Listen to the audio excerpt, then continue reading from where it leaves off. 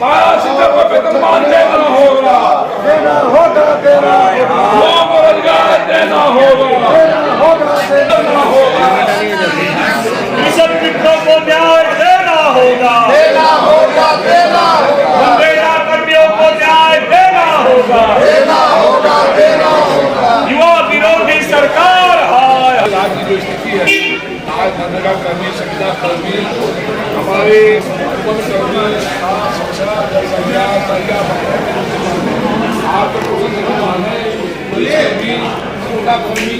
आपके पंचायत स्वयं सेवक हमारे जो है आप ले जाके जो है ये तैयार भारत माता की जय, भारत माता की जय, भारत माता की जय, वंदे मातरम, वंदे मातरम। माता की लोकतंत्र की हत्यारी सरकार, हाय हाय हाय हाय हाय हाय। आज लोकतंत्र का हत्या दिन दहाड़े इस सदन में आदरणीय स्पीकर जी ने किया है।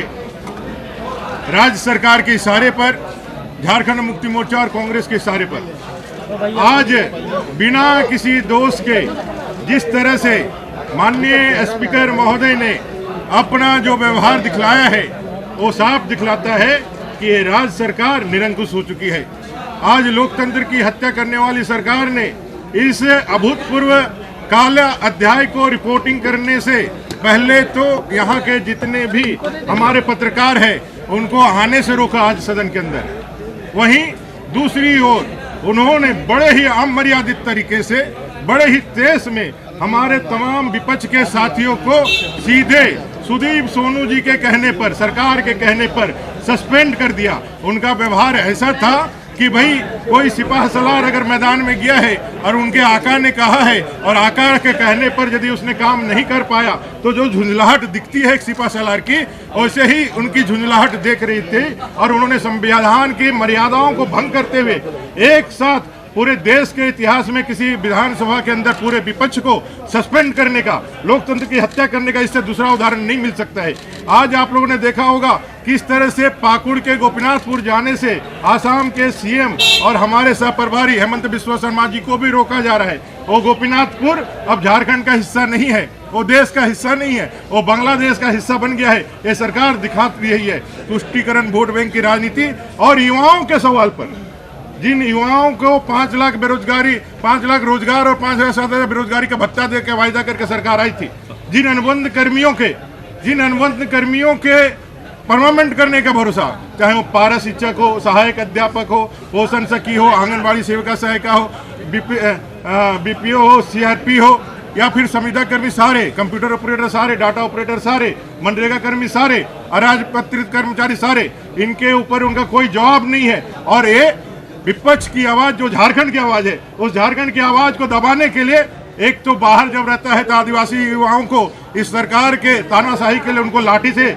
गोलियों से दबाया जाता है, और सदन के अंदर विधायकों को, चुने हुए विधायकों की आवाज को दबाने के लिए अपना विशेषाधिकार का नंगा नाच करते हुए स्पीकर ने जो काम किया है, संविधान के द्वारा यह दिया गया ताकत जो हमसे छीना है, लोकतंत्र के इतिहास में, संविधान के इतिहास में यह एक काला अध्याय है। इमरजेंसी लगाने वाली कांग्रेस आज फिर से कांग्रेस जेएमएम ने मिलकर के एक काला अध्याय लिखा है जिसको जनता कभी नहीं माफ करेगी। कौन सा नियम है, कौन सा नियम है? उन्होंने पूछा कि हम लोग से किस तरह से कल हमारे विधायकों को, हम सबको बिजली काट दिया गया, एसी काट दिया गया, हमें निषेध कर दिया गया शौचालय जाने से, हमें बाहर निकलने से रोक दिया गया, किस तरह से हमको उठा करके बेल में यहाँ बेल से बाहर निकाल के लॉबी में रखा गया, लॉबी में भी रुके, 2 बजे रात को उठा करके यहाँ बाहर फेंक दिया गया। किस लिए भैया?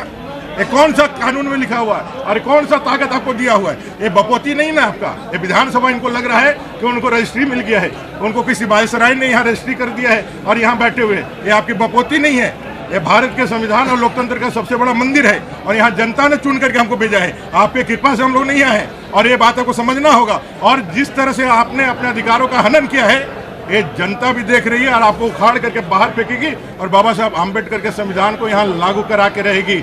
हम लोगों ने 1975 के इमरजेंसी को भी लड़ करके हटाया था और इस अत्याचारी सरकार के इमरजेंसी को भी लड़ के हटाया।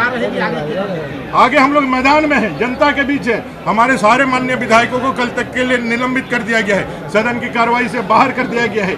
ये सारे लोग डरे हुए हैं, ये सारे लोग बौखलाए हुए हैं, सारे लोग तमतमाए हुए हैं। स्पीकर खड़ा होकर के ऐसे हाथ दिखा करके चैलेंज कर रहे हैं, ऐसे हाथ दिखा के चैलेंज कर रहे हैं। कभी लगा ही नहीं कि स्पीकर के पद में। यहाँ माननीय उच्च न्यायालय ने एक निर्देश दिया कि बांग्लादेशी घुसपैठियों का पहचान करो, बांग्लादेशी घुसपैठियों को पहचान करके उनको रेखांकित करके उनको बाहर निकालो। और ये स्पीकर जो खुद अथॉरिटी है, आज जिसके ताकत से हो हम लोग के ऊपर कलम चलाएं, वो खुद अथॉरिटी है, वो न्यायाधिकरण के खुद सभापति है, वो खुद बाहर क्या स्टेटमेंट देते हैं बांग्लादेशी घुसपैठ जैसा कोई मामला ही नहीं है। एक न्यायाधिकरण दूसरे न्यायाधिकरण को चैलेंज करता है और संविधान की बातें करते हैं, संवैधानिक परंपरा और विषयों की बात करते हैं। आप पूरी तरह से बायस्ड है, आप पूरी तरह से एक कार्यकर्ता के रूप में, ऐसा कोई भी स्पीकर हम लोगों ने नहीं देखा है जो पार्टी का झंडा लेकर के और अबीर लेकर के इस मंचों पे जाए और अपने लोगों का कोई उदाहरण है आप लोगों के पास? हम लोग विधानसभा कितने स्पीकर रहे, चाहे सीपी सिंह जी रहे, रामनाथ जी रहे हो या दिनेश उरांव जी रहे हो, किसी स्पीकर ने ऐसा व्यवहार किया है क्या? इन्होंने मर्यादाएं तार तार की है, इन्होंने लोकतंत्र और परंपराओं का हत्या किया है और हम लोगों को नैतिकता और हम लोगों का आचार सिखा रहे हैं। खुद वो गिल्टी है, वो खुद इसके कल्प्रिट है और जनता इसका जवाब देगी।